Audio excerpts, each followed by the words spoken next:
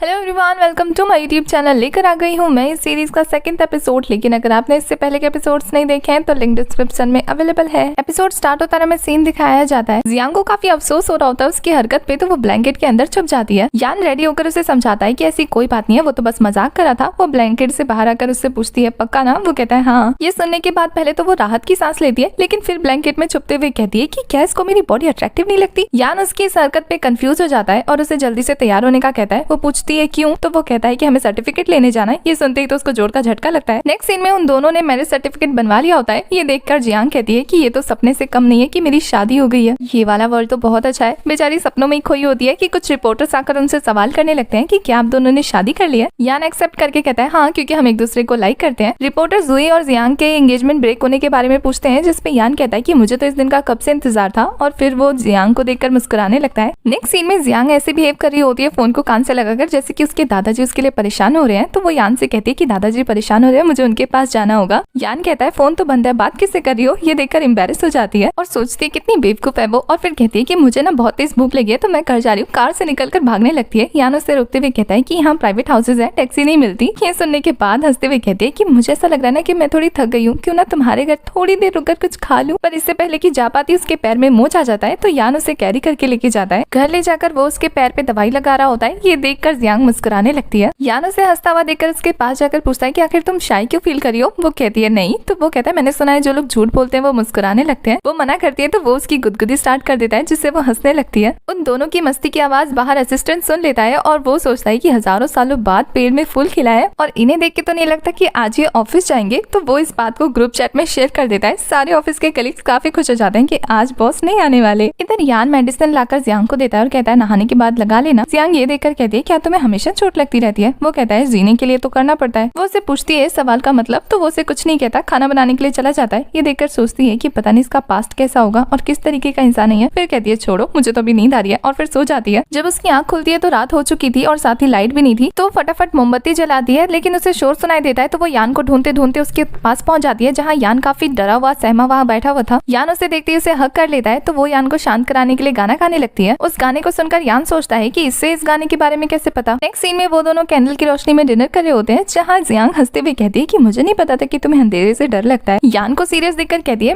मेरा मतलब ये था कि अगर तुम्हें अंधेरे से डर लगता है तो रात को सोते कैसे होंगे। तो यान कहता है कि मेरे साथ सो के देख लो, पता लग जाएगा। जियांग गुस्से में कहती है ख्याली पुलाव बनाने की जरूरत नहीं है। उसके बाद वो अपना फोन देखती है, चौंक के खड़ी हो जाती है। यान पूछता है क्या हुआ, तो उसे दिखाती है कि उनकी शादी वाले पोस्ट पे बहुत बैड कमेंट्स आए हैं, और वो भी बहुत सारे। ये सुनकर यान कहता है मुझे तो लगता है कि ये अभी बस शुरुआत है। ये सुनकर जियांग सैड हो जाती है। तो यान कहता है कि कहीं तुम इस वजह से तो सैड नहीं हो कि मैं तुम्हें रात को रुकने के लिए बोल नहीं रहा। चिंता मत करो, ऐसे बहुत सारे मौके मिलेंगे जब हमें रात में रुकने का मौका मिलेगा। उसकी ऐसी बातें सुन के जियांग मुंह बनाने लगती है। यान उसे उसके घर ड्रॉप करके मैसेज करता है। जियांग जब उस मैसेज को पढ़ती है उसमें वेडिंग के लिए विशेष थी, तो ये देखकर खुश हो जाती है और कहती है कि इस यान को तो काफी फ्लर्टिंग आती है, पर ये ट्रिक्स मुझ पे काम नहीं करेंगी क्योंकि मैंने बहुत सारी रोमांस नॉवेल्स पढ़ी हुई हैं। जबकि खुद मुस्कुरा रही होती है। मॉर्निंग में उठ के सोचती है कि ये अमीरों वाली लाइफ कितनी अच्छी है ना, कोई काम नहीं करना पड़ता, और वार्डरोब में इतने महंगे ड्रेस सामान देखकर सोचती है कि ये तो लाखों में, मेरी तो पूरी जिंदगी निकल जाएगी इन्हें खरीदने में, और यहाँ अमीरों को देखो प्राइस टैग भी नहीं हटाया हुआ है। और फिर सैड होकर सोचती है पता नहीं रियल लाइफ में उसे ये सब कब मिलेगा। ब्रेकफास्ट करने के लिए दादाजी के पास जाती है, तो दादाजी उससे कहते हैं कि अब तुम शादी कब करने वाले हो। ये सुनते ही उसे फंदा लग जाता है। वो कहती है दादाजी हम शादी के लिए वेट नहीं कर सकते। दादाजी मुंह बनाते हुए कहते हैं कि हम वेट कर सकते हैं, लेकिन वे भी वेट नहीं कर सकता। दादाजी की बात सुनकर जियांग कहती है कि दादाजी वैसे ये शादी ना बड़ी झमेले का काम है, आप बेबी को खतरे में थोड़ी ना डाल सकते हैं, कितनी परेशानी होगी ना बेबी को। ये सुनकर दादाजी कहते हैं हाँ ये तो एक रीजन है। वो स्माइल करने लगती है। तो दादाजी कहते हैं कि मैं तुम्हारे लिए चाइनीज मेडिसिन प्रिपेयर कर दूंगा। ये सुनते ही तो उसके होश उड़ जाते हैं कि अपने लिए गड्ढा खुद ही खोद लिया। नेक्स्ट सीन में वो यान के ऑफिस में गई होती है। उसके ऑफिस को देखकर कहती है कि ये घर है कि ऑफिस, सेम ही डेकोर कर रखा है। उसके बाद उसकी नजर एक बेल पे जाती है। वो उसे छूकर चेक कर रही होती है कि सेम ऐसा तो मेरे पास बचपन में था। तभी उसके पास यान आता है और उससे वो बेल लेकर कहता है कि इसे छूने की जरूरत नहीं है, ये बहुत ज्यादा इंपॉर्टेंट है। जियांग कहती है कि इतना ही ज्यादा इंपॉर्टेंट है तो इसको लॉकर में रखो ना। तो वो कहता है नहीं, मुझे डर लगता है कि मैं इसे डेली नहीं देख पाऊंगा। ये देखकर जियांग कहती है कि क्या तुम्हारी गर्लफ्रेंड कहाँ है, उसे मिस कर रहे हो। यान उसे घूर के देखने लगता है। बाहर से वाइस प्रेसिडेंट ऑफिस की उन दोनों को घूर के देख रही होती है। शायद मैडम को अच्छा नहीं लगा। जियांग को दिखाया जाता है जिससे उसके ग्रैंडपा उसके अंकल से उसे इंट्रोड्यूस कराते हैं। जियांग उसे देखते ही कहती है कि मैंने नॉवल में पढ़ा था कि ये अंकल दादाजी की बीमारी का फायदा उठाकर कंपनी को हड़पने वाले हैं, और यहाँ तक कि आगे चल के दादाजी के साथ और मुश्किलें खड़ी करने वाले हैं। तो वो अपने मन में सोच लेती है कि वो इस अंकल को कंपनी लेने नहीं देगी। यहाँ अंकल सेम वही बहाना लगाते हैं कि दादाजी आप तो बीमार है, और यहाँ तक कि जियांग प्रेग्नेंट हो गई है, तो अब कंपनी को कौन संभालेगा, क्यों ना आप मुझे कुछ दिन के लिए पहले कंपनी संभालने को दे दे, जैसे ही जियांग का बेबी हो जाएगा मैं उसे कंपनी वापस कर दूंगा। जियांग कहती है कि अभी तो बेबी का आने में बहुत टाइम है, तब तक मैं कंपनी संभाल लूंगी। ये सुनने के बाद तो अंकल के चेहरे पे 12 बज जाते हैं। नेक्स्ट सीन में जियांग को पार्टी करते हुए दिखाया जाता है, जहाँ उसके कुछ दोस्तों को उसके प्रेग्नेंट होने की खबर पता लग जाती है और ये बात उसके बेस्ट फ्रेंड सिस्टर किम को पता नहीं होती। किम ये सुनकर काफी ज्यादा सरप्राइज हो जाता है और फिर उससे कहता है कि तुमने मुझे नहीं बताया, मैं तो तुम्हारा बेस्ट फ्रेंड हूँ ना, तो मुझे बताना चाहिए था ना। वो कहती है कि कोई बात नहीं, चिंता मत करो, तुम तो मेरे बेबी के होने वाले गॉड फादर हो ना, तो मैं उसे तुम्हें दे दूंगी। वो इस बात पे खुश हो जाता है। तभी वहाँ कहीं से यान आ जाता है और यान को देखकर जियांग सरप्राइज हो जाती है और उससे पूछती है कि आखिर वो यहाँ क्या कर रहा है। यान कहता है कि तुम्हें घर ले जाने आया हूँ, तो वो डरने लगती है। तभी सिस्टर किम उससे हाथ मिलाने लगता है, वो भी काफी ज्यादा शर्माते हुए। यान को कुछ समझ में नहीं आता तो वो उससे हाथ छुड़ाता है, उसको साइड करके जियांग को पकड़ के वहाँ से ले जाने लगता है। रास्ते में चलते हुए जियांग यान से पूछती है कि आखिर उसको उसका लोकेशन कैसे पता लगा। तो यान कहता है कि ये चीज मैटर नहीं करती है, मैटर ये करती है कि ऐसी जगह तुम्हारे लिए ठीक नहीं है, इसलिए दोबारा मत आना। तभी उनके पास एक छोटी बच्ची फ्लावर बेचने आती है, जो कि यान को अंकल और जियांग को प्रीति दीदी बोल देती है, जिसे सुनकर यान का तो मुंह बन जाता है और जियांग खुशी खुशी फ्लावर खरीद के उसे कहती है कि अंकल यान आपका फ्लावर। वो और चिढ़ जाता है और फिर घर जाकर मिरर में देखकर कहता है कि मैं इतना बूढ़ा तो हुआ नहीं हूँ, फिर मुझे अंकल किस लिए बोला। इधर जियांग सोच रही होती है कि अंकल आंटी सुनने की उम्र में मुझे लोग दीदी बोल रहे हैं, मैं कितनी बच्चों जैसी दिखती हूँ ना अभी भी। अंकल वर्ड सुनने पे तो यान का चेहरा देखने लायक था और फिर वो सीरियस होते हुए कहती है, लेकिन एक बात समझ नहीं आई कि उसको मेरी लोकेशन कैसे पता लगी, ये तो पता करना पड़ेगा। नेक्स्ट सीन में उसके पास उसके अंकल आते हैं उसको बिजनेस की क्लासेस देने के लिए। अंकल उसे कंपनीज के बारे में बता रहे होते हैं, ये सारी बातें उसके सर के ऊपर से जा रही होती है। अंकल जब ये देखते हैं कि जियांग को कुछ से ही समझ में आया तो वो कहते हैं कि मैं फिर से कह रहा हूँ कि तुम्हें बेबी पे ध्यान देना चाहिए, कंपनी मेरे हवाले छोड़ दो। इससे पहले कि वो कोई जवाब दे पाती उसके पास यान का कॉल आ जाता है, जो कि उसे कान में ईयरफोन लगाने के लिए कहता है। वो ऐसे ही करती है। उसके बाद जैसे जैसे यान उसे बताता जाता है वो भी अंकल को कंपनी के बारे में डिटेल में समझाती जाती है, जिससे अंकल का तो प्लान चौपट हो जाता है और वो वहाँ से मुंह बनाकर चले जाते हैं। जियांग यान को कहती है कि तुम्हें कैसे पता कि ये सारी चीजें होने वाली थी। वो कहता है तुम्हारी अंकल की शक्ल देखकर पता लग गया था। वो उसे थैंक यू बोलती है और कहती है कि कहीं ये सब तुम मुझे इम्प्रेस करने के लिए तो नहीं कर रहे हो ना। वो कहता है कि तुम्हें ये सब लगता है मैं तुम्हारी नजरों में इतना बुरा इंसान हूँ क्या। वो उसे फिर से थैंक यू कहती है तो वो कहता है कि थैंक यू की जरूरत नहीं है, मुझे आज रात को डिनर पे ले चलो। वो मुस्कुरा देती है, उसके साथ डिनर पे चलने के लिए मान जाती है। नेक्स्ट सीन में वो उसका वेट कर रही होती है डिनर पे जाने के लिए। तभी कोई उसको पीछे से किडनैप कर लेता है और उसका फोन वहीं छूट जाता है। जब उसकी आंख खुलती है तो उसे पता लगता है कि वो पता नहीं कौन सी दुनिया में पहुंच गई है, जहाँ उसके आसपास सिर्फ पानी पानी है और उसे लोकेशन का कुछ पता नहीं था। दूसरी तरफ यहाँ जब पार्किंग लॉट में पहुंचता है तो उसे जियांग का फोन पड़ा हुआ दिखता है। वो समझ आता है कि कोई गड़बड़ है तो वो अपने सेक्रेटरी को फोन करके सीसीटीवी फुटेज मंगाता है ताकि पता कर सके कि आखिर जियांग गई कहाँ है। इधर जियांग की जैसे ही आंखें खुलती हैं उसके सामने एक लड़का आता है और वो आते ही उसे कहता है कि प्रेसिडेंट जियांग क्या आपने मुझे पहचाना। वो उसे पहचान नहीं पाती है तो पूछती है कौन है, तो वो कहता है आप इतनी जल्दी भूल गई। जियांग उसे गौर से देखने लगती है और इसी के साथ हमारा ये वाला एपिसोड हो जाता है खत्म। आगे के एपिसोड्स के लिए चैनल को सब्सक्राइब कर दो, बेल आइकन प्रेस कर दो, जिससे आने वाली वीडियोस की नोटिफिकेशन आपको मिलती रहे। साथ ही वीडियो कैसी लगी कमेंट करके जरूर बताना। तब तक के लिए बाय, टाटा, टेक केयर।